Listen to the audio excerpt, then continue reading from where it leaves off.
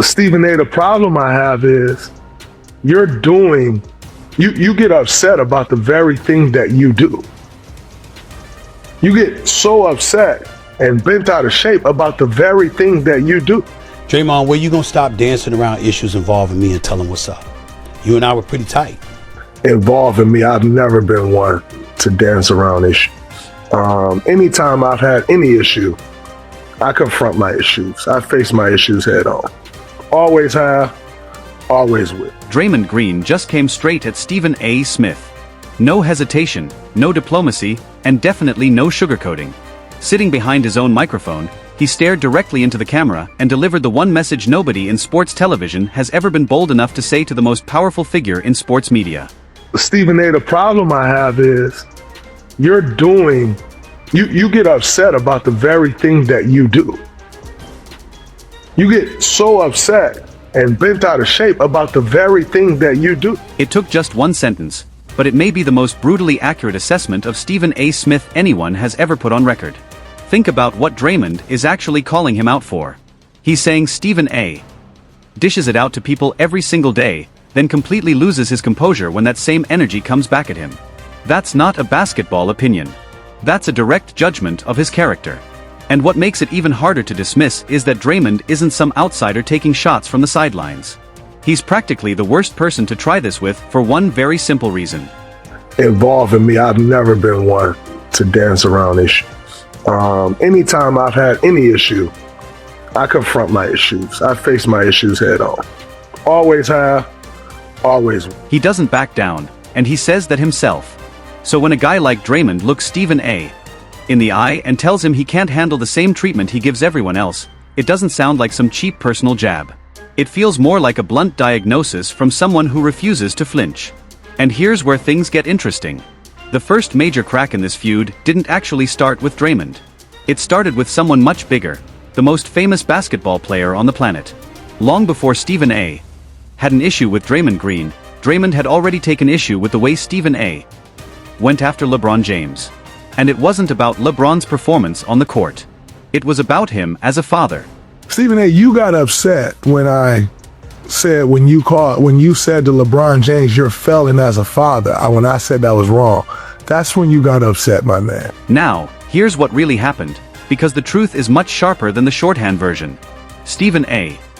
never actually used those exact words. What he said on live television was that he was pleading with LeBron James, as a father, to stop pushing his son toward the league before he was ready. But to Draymond and those close to LeBron, that criticism felt like a direct attack on LeBron's ability as a parent. And that's the pattern Draymond keeps coming back to. Stephen A. delivers the harshest criticism he can, but the moment someone tells him he went too far, suddenly he's the one who feels offended. He can dish it out, but apparently struggles when someone tells him he crossed the line. And if you thought that was a one-time situation, Draymond already had another name ready, Jaylen Brown. The problem I had with Stephen A. and Jaylen Brown was when you called him out like a mob boss. When you sat in front of the camera and spoke as if you saw him, you was going to do something to him. That's the problem I had. A mob boss. Draymond chose that image deliberately, and it's worth taking a moment to understand why. He's describing a man sitting safely behind a desk, speaking about players as if he holds real power over their careers. For years, that image worked because the players played along. They appeared on the shows, took the calls, and did their part to maintain the relationship. There was an unspoken peace treaty that everyone in the sport seemed to understand. But according to Draymond, Stephen A. eventually broke that agreement. His coverage stopped feeling like simple commentary and started sounding like a man who had forgotten which side of the line he was supposed to be on. Those are all facts. Just like a lot of players having a relationship with you were facts. Until you started to disrespect players as if you were a player. Like you were actually one of the players. That's the line Draymond keeps drawing, and it's really the center of this entire argument. There are the people in the media, and then there are the men competing on the court. For years, everyone understood that distinction. Reporters report, players play. But somewhere along the way, Draymond believes Stephen A. started talking as if he belonged on the floor, criticizing and belittling the very players whose careers he covers. If you speak like a player, you should be prepared to get a response like one. So Draymond held Stephen A. to the one standard that has always mattered in this business, standing behind everything you say. If you're going to say stuff that you say other people said, then you must believe it. And if you believe it and you spew it out of your mouth, then guess what? Own it. Own it. It's that simple. Own it. Two simple words that expose one of the oldest tricks in media. You put the harshest version of a story out there, claim someone else was the one saying it, and then hide behind them when the backlash comes crashing down. Draymond just slammed that escape route shut. If the words come from your mouth, they're yours, and you're responsible for them. Once he removed that excuse, Draymond went straight at something that clearly hit home because Stephen A. didn't have an easy response ready. This time, it was about the power and responsibility that came with the seat he had fought so hard to earn. Heavy is the head that wears the crown, my brother. You wanted that. You say you want to be the big dog. You understand. You're starting to understand. Man, that crown is heavy. This is where the entire conversation takes a turn. Draymond stops attacking and starts making a lesson out of it. You wanted this, he says. You wanted to become the biggest voice in the room, the person everyone reacts to, the one sitting at the very top. Well, this is the price that comes with it. Once you're the biggest dog in the fight, every player you've ever criticized is going to wait for the moment to answer back. The man who spent years teaching the league how to respond to criticism is now caught in the middle of the same storm. He taught everyone how to fire back, and now that lesson is coming straight back at him. Draymond made it personal and undeniable. Kevin Durant. You are the very person that drove the narrative that Kevin Durant can't be spoke to. He got a problem with media. He always got to say something back, a little sensitive. A lot of that came from you. But he's doing the very thing that you do. Follow that logic for a second, because there's a reason it hits so hard. For years, Stephen A. helped create the image of Kevin Durant as someone who couldn't handle criticism or simply move past a personal jab. That reputation followed Durant everywhere, and according to Draymond, Stephen A. played a major role in building it. Now look at what Stephen A. is doing at this exact table. He's pushing back, refusing to drop the issue, and fighting to have the final word. In this moment, he's basically becoming Kevin Durant, the very character he helped create.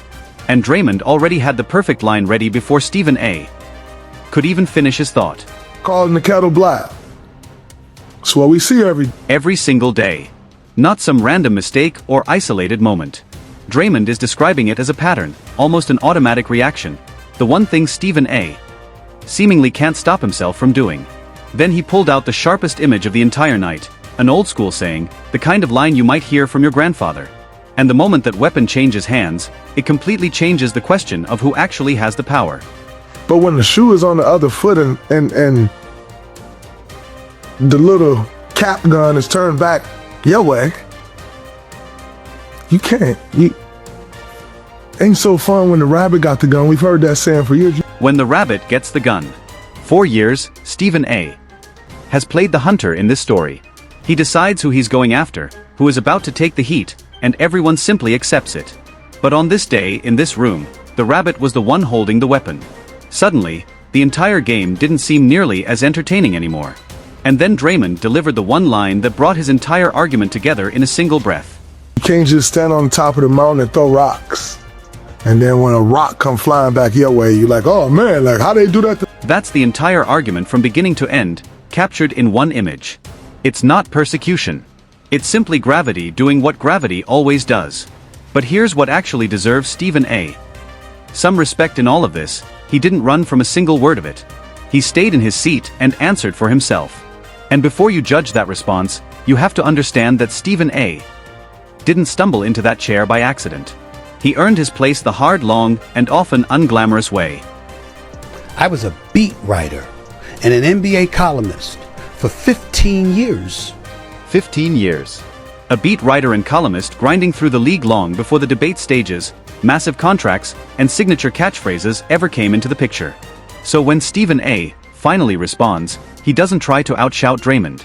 Instead, he takes the conversation somewhere more personal, the version of the story where the two of them were once actually close. Draymond, where you gonna stop dancing around issues involving me and tell him what's up? You and I were pretty tight. You and I were pretty close. With that one sentence, Stephen A. completely changes the way the story looks.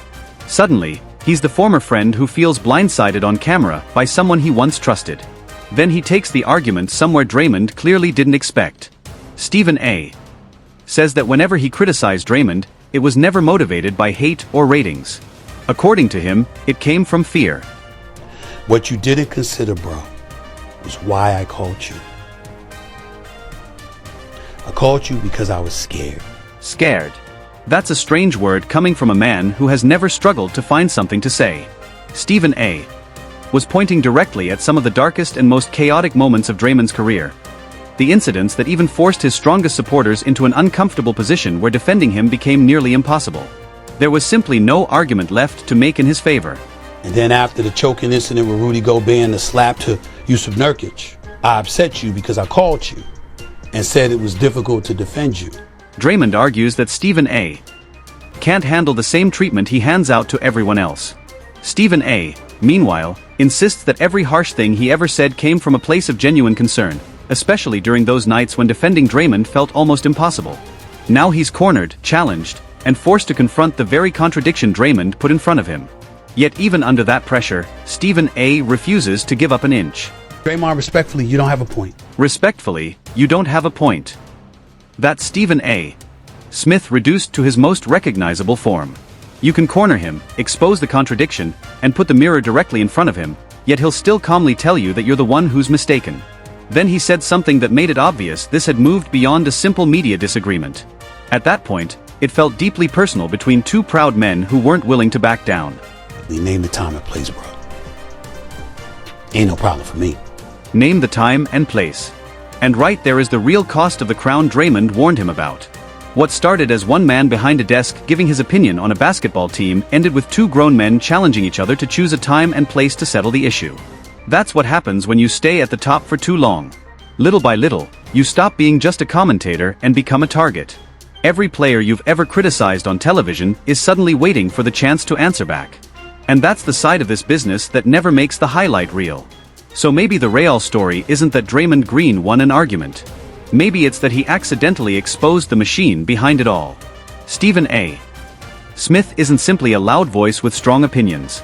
He's one of the best to ever play a game where attacking others is part of the job, until the day that same game turns around and points directly at you.